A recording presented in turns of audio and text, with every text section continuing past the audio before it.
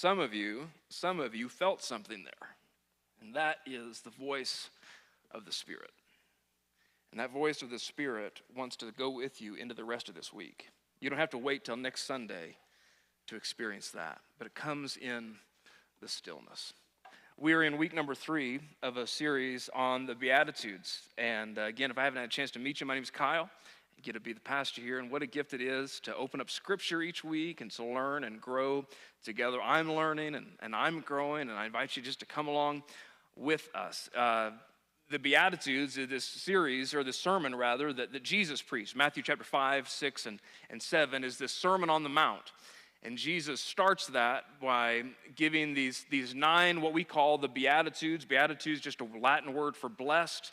Blessed are those. And we've been looking at that over the last couple weeks. We said that blessed are those who are poor in spirit, that they come to God completely empty-handed. I don't have anything to bring. And then last week we said, blessed are those who mourn.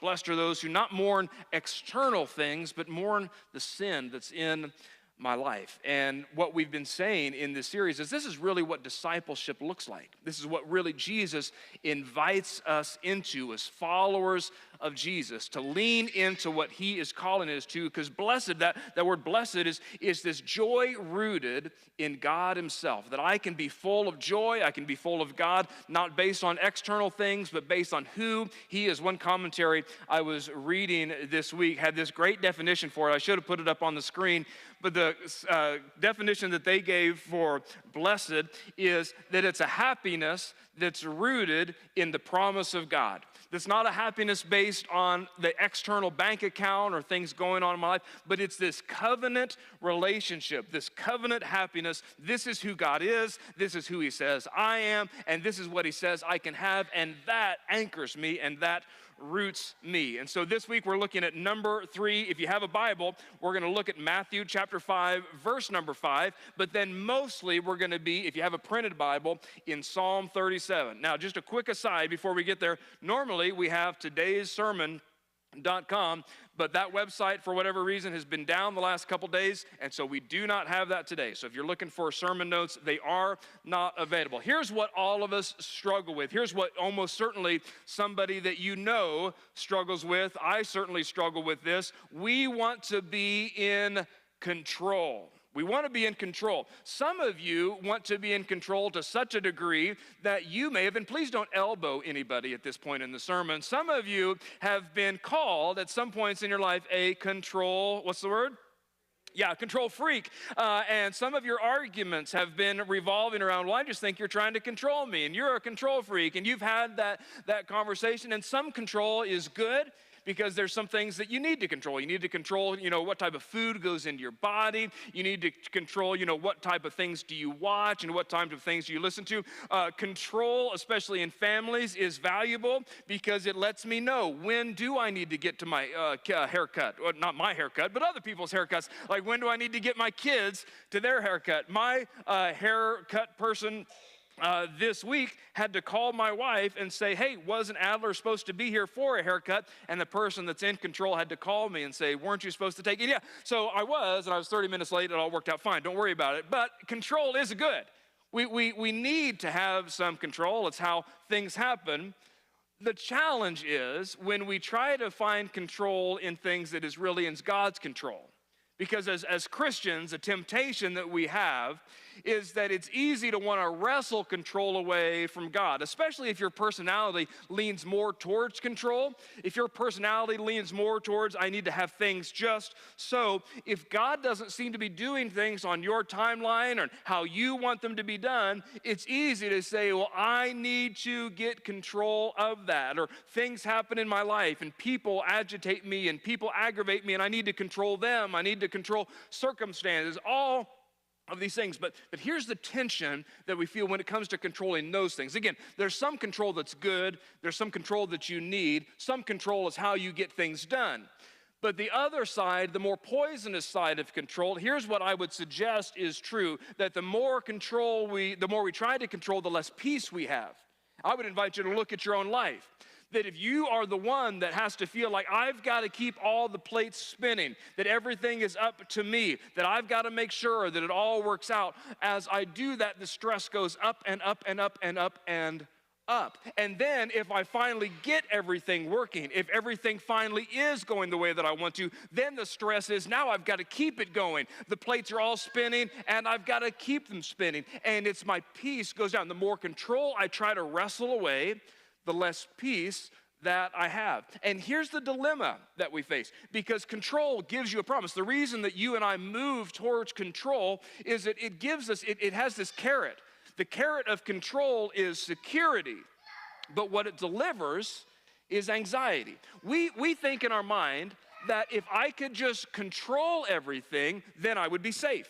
And I would be secure, and everything would work, and we wouldn't have any problems. But isn't it true that if you looked at your life, that it actually has delivered not more feelings of peace, but more feelings of anxiety? Because, well, how's it all going to work out now? Now it's going, but what about tomorrow? And now it's all coming together, but what about later on in life? And I just get anxious and anxious and anxious. And so Jesus comes along, and he says, you don't actually have to be in control. You don't have to be the one that makes sure it all works together. There is an invitation to trust. There is an invitation to let God do what God can do. There's an opportunity for us to live open-handed and say, God, I'm not going to take out of your hands the things that should be in your hands. But what that requires is, what Jesus' word is going to be, is humility.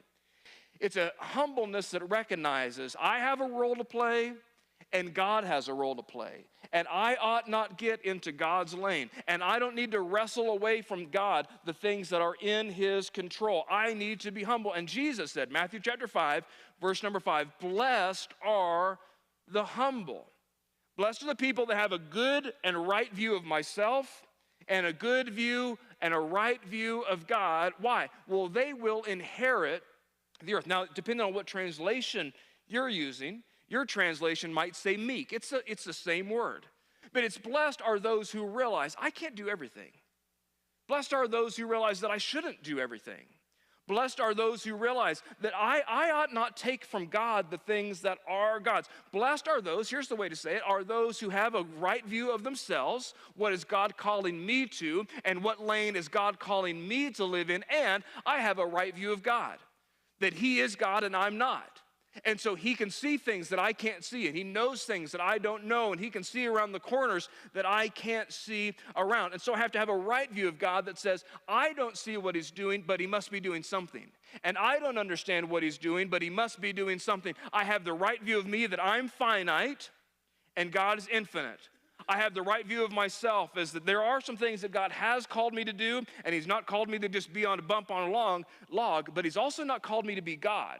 And I have to be careful that I don't take from God what is his. That, like the old children's song says, he really does have the whole world in his hands. And that includes my world. That includes the world of my family. It includes the world of my work. It includes the world of my emotions. It includes the world of my future. He really does have the whole world in his hands.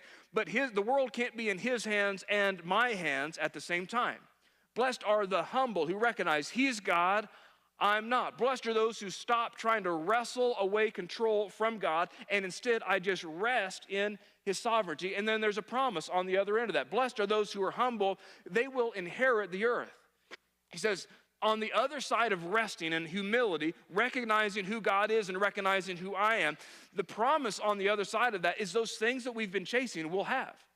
That I inherit peace because I'm humble.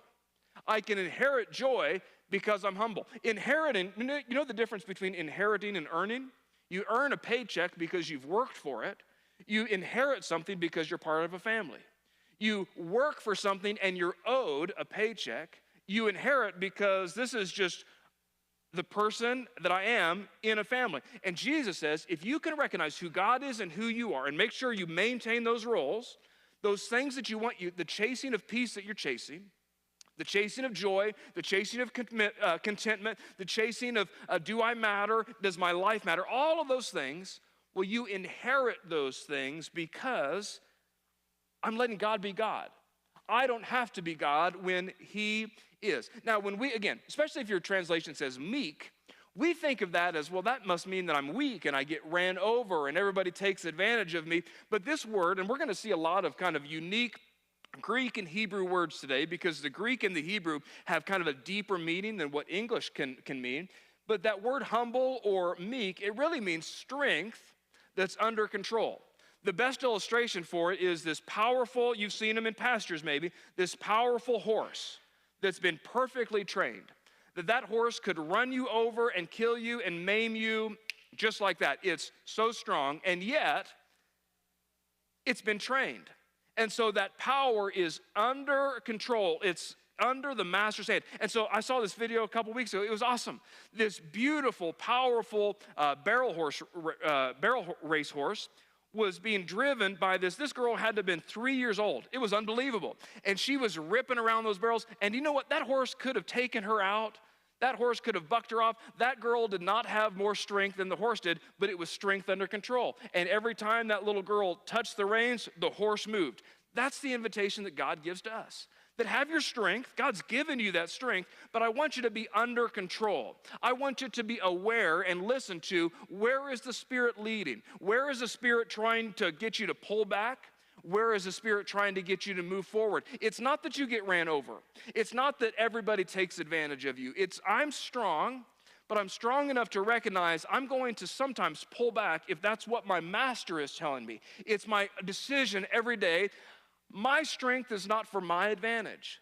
I'm going to be led and I'm going to follow my master. He's the one that's given me my strength, and I'm going to use it where he calls me to use it. Some of us have misused, let's be honest. All of us probably have misused our strength. I've misused my strength to hurt other people. The strength of my tongue, I've lost my temper, and the strength of my tongue, it wasn't under control, and I've hurt people. The strength of my emotions have hurt other people. The strength of my momentary decisions have hurt other people. And so Jesus comes along and said, blessed are the humble. Blessed are those that have their strength under control. You will inherit the earth. The same exact word Jesus used to describe himself. He says it this way in Matthew. Come to me, all that are weary and burdened. And some of you can relate. We talked about that at communion. This would be the label that you would put on yourself. If I was to ask you how you were, you would say, well, I'm weary and I'm burdened. I'm just worn out. He says, I will give you rest. How do you do that, Jesus? He says, take my yoke upon you, learn from me. Then he describes himself. He's lowly and he's meek. He's lowly and he's humble in heart, and you will find rest for your souls. He says, my yoke is easy and my burden is light. You know, if I had a conversation with you, and if you told me all of the anxiety and stress and frustration and angst that you're going through, if I had to triage that, not for everybody, but for most people, the triage and the treatment would be, I bet you're trying to control more than you're supposed to control. I bet you feel like all of the world is on your shoulders and it's your job to make sure it all comes together. But Jesus invites us, I'm humble. I'm lowly, and you can come to me and you can put on that humility. You can put on that lowliness, and you can rest in that. He connects humility with peace, humility with rest, and that's what some of us need. And so this morning, what we're going to see is that trust is the key that unlocks humility in our life. That the less humility I have, what that really means is the less trust that I have. But the more that I'm trusting God, the more I recognize, oh, he really is in control. Oh, he really does know what he's doing. Oh, I really can rest in him. What's interesting is that Jesus, in Matthew chapter 5, verse 5, he's actually quoting King David from Psalm 37. And so that's what we're going to look at today. If you have a printed Bible and if you want to follow along, Psalm 37, David is writing this, and he's an old man. And you've probably read some of David's story, but David has been on both sides of the coin. David has had all sorts of different life experiences, and some of them he's wrestled control away from God. You can read his story for yourself, that he says, this is all up to me. I have to be the man. I'm the king. I have all the power. I have all the strength, and so it's up to me. And he took control away from God, and it ended, as you can imagine, in disaster. And there was other times and seasons of his life where he said, I'm just going to rest in humility. I'm going to see who God is, and I'm going to see who I am, and I'm going to let God do what he can do while I do what he's called me to do. And it ended beautifully and in peace. You can read David's story for yourself. And so at the end of David's life, again, an old man, he's reflecting on these things, and he gives us one thing to avoid and 5 things to lean into. One thing that we should all avoid, one thing that some of you might be going through today, and then 5 things that what does it look like to be humble? How do I actually live that out? I like the idea of blessed are those who are humble because they will inherit the earth. But practically, day in and day out, like when I go to work tomorrow and when I go into my marriage and I'm trying to parent my kids, how does that live itself out? David gives us the answer. Psalm chapter 37, we're going to start in verse number 1 and 2. It's going to be up here on the screens if you want to follow along. Hey, don't be agitated. Now, this is a great verse that some of you should put on your fridge. Put this on your mirror. Put this on wherever you'll see it each day, because you live and work with and encounter agitating people. Let's just be honest. You said, I do, to some agitating person, and that just happens, and you gave birth to some agitating people, and you work with some agitating people. And so David says, hey, don't be agitated. And he goes to the extreme of evildoers, people that know the right thing and don't, people that are trying to take advantage of you, people that are trying to cut your legs out from under you. But we have all these agitations in life. He says, don't be agitated by evildoers. Don't envy those who do wrong. They wither quickly like grass, and they wilt like tender green plants. Because here's what's true for all of us, is that especially in the world we live in, we can, if we're not careful, live in a constant state of agitation. Your wash machine, right? You know what an agitator is? You've got one in your wash machine later. Look at it. Its sole job is just to shake things up, is just to stir things up. And we can live there, that I'm just constantly shaken up. I'm constantly stirred up. People are bumping into me, and I get aggravated, and I get annoyed, and I get frustrated, and why is this happening? And it doesn't seem fair. And David comes along and says, don't be agitated by all of these things. There's countless opportunities. Some of them are big, and some of them are small. And I don't know what's agitating you today. Some of you came to church this morning agitated. Some of you are going back to a house so that you can finish up the agitated argument that you started on the way to church. I get it. We've all been there. But here's what's true for all of us. You've never agitated your way to peace, right? You've never gotten yourself so agitated that things worked out. You've never gotten yourself so spun up and so spun up and all wrecked in your mind that all of a sudden you got far enough to where it all worked out. But you've agitated your way away from some really harsh conversations, and you've agitated yourself into some sleepless nights, and you've agitated yourself into some short tempers. We all have done that. David says, hey, don't be agitated. Don't let yourself be the one that I've got to fix this. The whole world's on my shoulders, that things that are going on in the world, I don't have to be the one that solves all them. I'm going to have a right view of me. I'm going to have a right view of God. And then he goes on and he says, hey, the things that are agitating you right now, they wither quickly. In other words, here's what David's saying, and you know this to be true. We just don't live it out. That the thing that you're agitated by today isn't probably going to matter in a week. Isn't it true that all of us have had sleepless nights about something that in a week, in an hour, in a month, certainly in a year, don't matter at all? And we got so spun up, and we had to apologize for some of the things that we said, and we had to ask for forgiveness, and it came from a root of agitation, which comes from a root of, and we just got to diagnose ourselves. We can only heal when we tell ourselves the truth. The root of that, of trying to be in control of everything, at the end of the day, really is pride. Pride tells me, hey, you've got to do this. God's not doing it. God's not taking care of it. It's up to me. It's a prideful attitude that pushes me into control, that pushes me into I'm agitated because they're not doing it the way that I think it should be done. They're not doing it on the timeline I think it should be done. At the root of it, if we dig just a little bit lower, it's pride. And Jesus said, blessed are the humble. And so then David gives us these 5 things that we can do when we find ourselves agitated, which you will. You're going to be agitated by all sorts of things all throughout your life. And David says, when that moment of agitation comes, I want you to do 5 different things. I want you to trust in the Lord, take delight in the Lord, commit your way to the Lord, be silent before the Lord. That's the hardest one. Put your hope in the Lord. Now notice, each one of them, it points to the same place. It's not my strength. It's not my plan, not my timing, not my ability, not how good I am. It's just the Lord. That I have a right view of God, I have a right view of me. I have a right view of what is God's role and God's responsibility. I have a right view of what is my role and my responsibility. We're going to burn through these really fast to get ready. Here's the first thing, that humble people, they trust in the Lord. Verse number 2, it says, verse number 3, it says, trust in the Lord, and then I want you to do what is good. Dwell in the land and live security. That this is more than just intellectually agreeing with something, because many of us would say, yeah, I trust God. Of course I trust God. But then when we go into our week, we don't live like that. Trusting is the difference between saying, I think this chair will hold me, and actually sitting down in it. For many of us, we've taken the posture of, yes, intellectually, I trust God, but in the activity and then in the daily choices of my life, I trust me.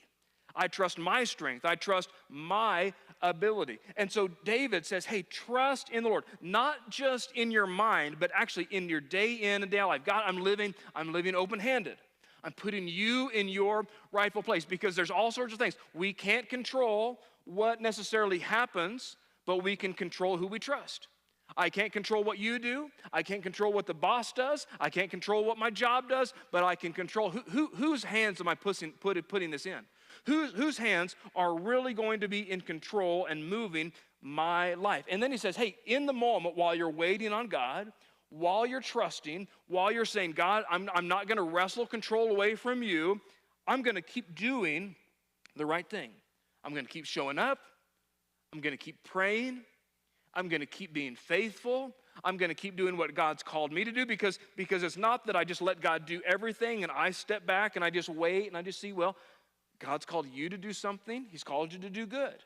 Trust in the Lord and do what is good. That I don't have to be in control when I'm trusting the one who does. I don't have to keep all the plates spinning. I don't have to manipulate. I don't have to control. I want to be humble. Blessed are those who are humble.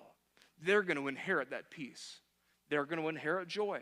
They're going to inherit all of those things. I just got to, who is God and who am I? We trust the Lord. That's what humble people do. And then, second, humble people, we delight.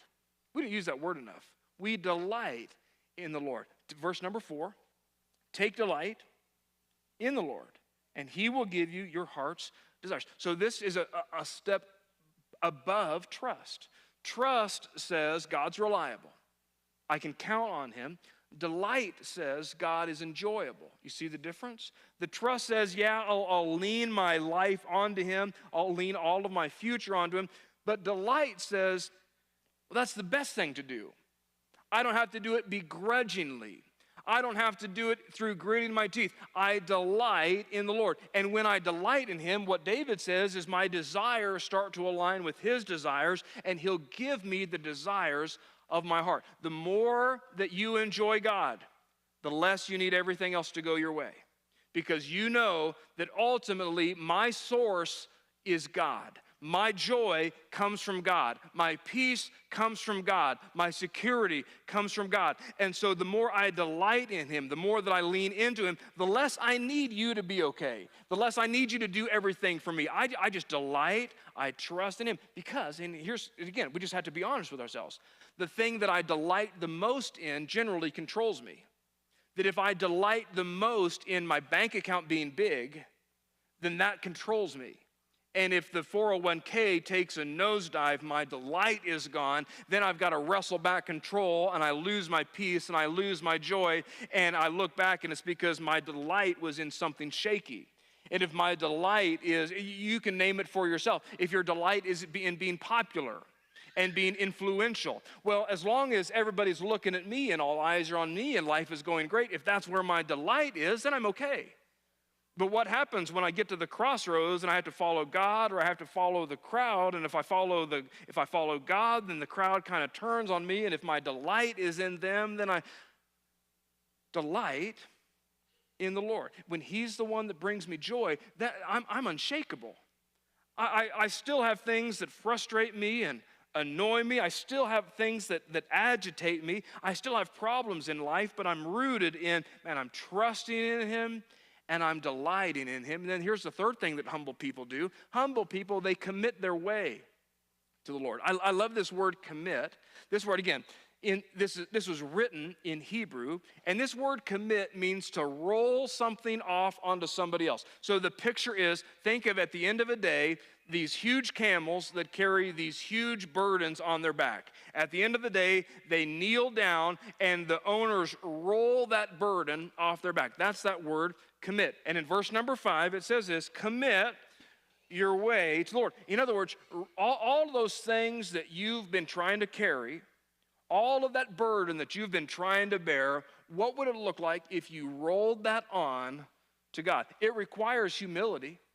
It requires kneeling down before God and saying, you're going to have to carry the things that I wasn't meant to carry. Commit your way. Not just commit your moment, but my daily life. I'm going to commit it to the Lord. I'm going to trust in him, and he will act. Not he might act, not if I do all the right things, then he will act, but as I commit my way, as I commit my daily life, I'm rolling these things off of my shoulders onto God. God is the one that will act. And he might not do it on my timeline. He might not do it exactly the way that I want him to do it and when I want him to do it, but I'm trusting in him. I'm delighting in him, and I'm committing my way. Proud people carry their own burdens. Humble people know they can't. The reason that many of us are worn out, the reason that many of us need to come to Jesus because we're weary and heavy burdened is we've been trying to carry things that, honestly, they're God's to carry.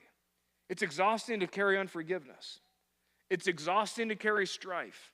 It's exhausting to have to try to manage your whole life on your own. And so David says, what would it look like?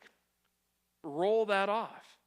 Give it to somebody that can actually carry. Proud people have to carry everything. I'll show them. I'm not going to let them get away with that. Oh, I'm going to let them know that I'm really the one in charge. I have to be the one. It's pride. It's pride. And it won't let you inherit the earth. Humble people recognize this is who God is. This is who I am. There are some things that God has called me to carry, but there's also some things that the world tries to put on my shoulders that I'm not called to carry, and so I'm going to commit to him. Can I just invite some of you, just pastorally, just this may be the only thing that you came for this morning. Would you just consider to travel light?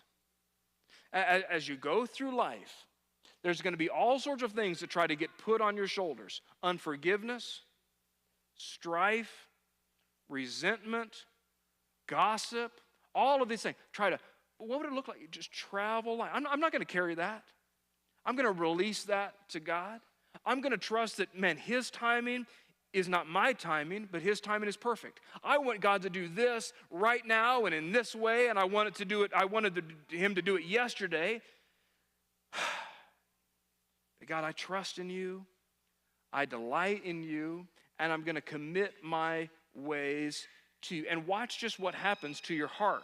Watch if your heart doesn't start to soften. Watch if you don't start to breathe a little bit easier. Watch if your blood pressure doesn't start to come down, because it's not all up to you. You're not the one that has to keep all the plates spinning. You're not the one that has to have the weight of the world. Peter said, cast all of your cares onto him, because why? He cares about you. He cares about you. Don't carry things you weren't meant to carry. Here's the fourth thing, humble people, this is so hard, are silent before the Lord. This is the hardest one of all for me. Now, for some of you, this might be the easiest one. But for me, this is hard, because this means that I don't always have to defend myself.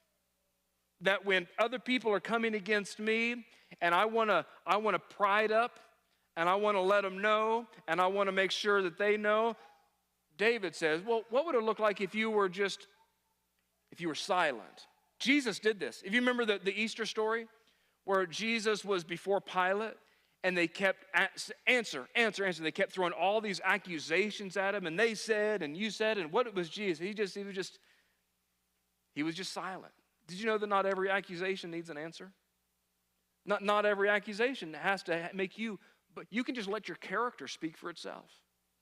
They're going to say, and there's just times where I'm silent before the Lord. Here's what David said, verse number 7.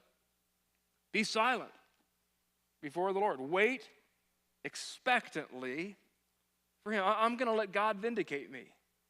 I know these people are lying about me. I know these people are talking about me. I'm going to let God be God, and I'm going to let me be me. And I'm going to just take him at his word. I'm going to be silent before the Lord. I'm going to wait expectantly for him. And David is saying, hey, there's some people that are jerks. And there's people that are telling lies. And there's people that are spreading rumors. Don't be agitated by the one that prospers in his way. He's admitting that there's a time and a season where because of other people's lies and because of other people's deceit, it might look from the outside like they're winning. And so then we say, well, God, you're not doing it, so I have to wrestle control. And they're winning and I'm losing and people are saying and I don't know what it's going to. He says it's going to happen. Don't be agitated by the one who prospers in his way, by the person that carries out evil plans. Verse number 8, refrain from anger and give up rage. He says it again, don't be agitated. It only brings harm. And we've all experienced this. Have you ever just flipped out and lost your temper and said all the things that you wanted to say and then turn around and said, man, I'm so glad I did that. That really helped a lot. I just gave them the business and I told them, and man, it made all the difference. We feel better for a moment, but at the end, isn't it true that when we power up, other people power down? You ever seen that in your marriage? You power up and you say the thing and you really tell them and that you win the argument, you lose the relationship. Is it worth it? Yeah, you won in that moment. You got them to do what you wanted them to do, but you can't find them anywhere. They're not returning your phone calls. They're not returning your texts. Yeah, you powered up, but refrain from anger. Give up rage. Don't be agitated. It only brings harms. Humble people, they know when to be quiet. It's so hard. But humble people just recognize, God, there's some times and there's some seasons where I'm just going to let you be my defender. There's some seasons where I'm going to hold my tongue. I'm going to pray all the things that I want to yell. I'm going to say all the things to you that I want to say to them. And I'm just going to trust that at the end of the day, you are the one that's in control. Pride always needs the last word. Pride always needs to be the one that wins. Pride always needs to be the one that ones up. Humility says, I'm just going to trust God with this. I'm going to let God vindicate me. Now, of course, there's times to speak up. There's times to speak up against injustice. Again, humble people are not people that get trampled over. Humble people are not those that just get taken advantage of, but it's just that attitude that says, God, lead me in this. I don't want just my emotions to lead me and for me to flip off and for me to spout off and for me to say my piece and for me to get my way. I just want to be led. And so if you're leading me to speak, I'll speak. If you're leading me to be silent, I'll be silent. But I've committed my way to you. I've committed my words. I've committed my attitudes. And so if you're calling me to be silent, as hard as it is, I will be silent. And I'm just going to wait expectantly that at the end of the day, I don't know how it's going to work. I don't know when it's going to work. You are in control because you're God. I'm not. Humble people, we got to finish, put their hope in the Lord. Verse number 9, for evildoers, they're going to be destroyed. Those who put their hope in the Lord, they will, this is the quote, they will inherit the land. People, I say, God, my hope is in you. I don't place my hope in fairness. I don't place my hope in timing. I don't place my hope in outcomes. My hope is in God. You are faithful. And so here's the takeaway for today. Don't give in to the temptation to take matters into your own hands. I know that we're all tempted. That because God isn't doing it the way and in a timing that I want him to do it, I've got to take it from him. People that are humble, people that place their hope in God, people that trust in him, people that delight in him, they recognize, God, you see things that I can't see. And you know things that I don't know. And you see what's coming around the bend that I can't. And so instead of wrestling it from you, I'm just going to trust in you. Here's what Jesus quoted, verse number 11, the humble, the meek, they're going to inherit. That peace that you're chasing for, it's on the other side of humility. That joy that you're running after, it's on the other side of humility. The commitment that you think will come because of a thing, it comes on the other side of humility, and they will enjoy abundant prosperity. Can I ask you this question really quickly? Just, you got to think about it. Where are you trying to stay in control? Where are you trying to stay in control? What is that thing, that person, that situation that's trying to keep you agitated or angry or exhausted. Kids and future and finances and relationships and whatever it is. And some of us have come in this morning agitated and spun up and aggravated. And there's that temptation that you're facing right now. I've got to take control because God's not doing it. Trust. Commit your way. Take delight. Be silent before Him. Put your hope in Him. There's peace on the other side. Every time you try to control what only God can carry, it costs you your peace. The result, you can wrestle away control from God, but is your peace worth that? You got to decide. Because you've tried it both ways. You've tried to be in control, and let's just be honest. The only thing it's brought you is anxiety. You've tried to wrestle away control, and the only thing it's brought you is you're really short-tempered. And so Jesus says, blessed are the humble. Blessed are those who have a good view of God and a good view of themselves. They will inherit the earth. And that's my prayer for you this week, that you would choose, God, I'm going to live open-handed. I'm not going to control. I'm not going to manipulate. I'm not going to try to change. I'm just going to trust. I'm going to rest in you. Let me pray for you this morning. Maybe for you, some of you this morning, man, this is exactly what you needed. Can I just invite you as we pray? Maybe just right there in your laps. If you recognize, I've been trying to control all the things. Would you just as an act of faith, would you just open up your hands just right there in your lap and say, God, today we're just choosing to give you control. God, today we are choosing to place ourselves where you've called us to be, to do the things that you've called us to do. And Lord, we are putting you in your frightful place. We know that we try to wrestle away control. We know that we want to do it our way. Lord, this week, would you help us to trust in you? Would you help us to delight in you? For Lord, for those of us that need to be silent before you, would you help us? It's so hard. Lord, help us to put our hope in you, trusting that at the end of the day, you are the one that vindicate. Blessed are the humble, for they will inherit the earth. Help us, Lord, to follow you into that. It's in your name that we pray. Amen. Amen. Hey, let me let you know about a couple quick things before we go. This morning we started a Bible study. It's on the lobby of the Brickside, and it's a weekly Bible study. It started this morning. You didn't have to come this morning to go next week, and you didn't just because you came this week. If you can't make it every week, that's okay. Just come the weeks that you can. We have a passion for you to become biblically literate. What does the Bible say to me? Where does God want to speak to me? And so Sunday mornings at 9:15, we've got a Sunday morning, you can call it Sunday school if you want to, Bible study. It's in the Brick Building. Just come in the main doors. There's coffee, there's juice, there's donuts, and it's a great time. It ends at 10 o'clock. And then there's a women's Bible study starting tomorrow night right here in this lobby right here. They're going to study the faithful. It's week number 1. They're talking about heroes of the Old Testament. Marty is leading that. Tomorrow night starts the first week. It's at 7 o'clock, and then it'll be each Monday.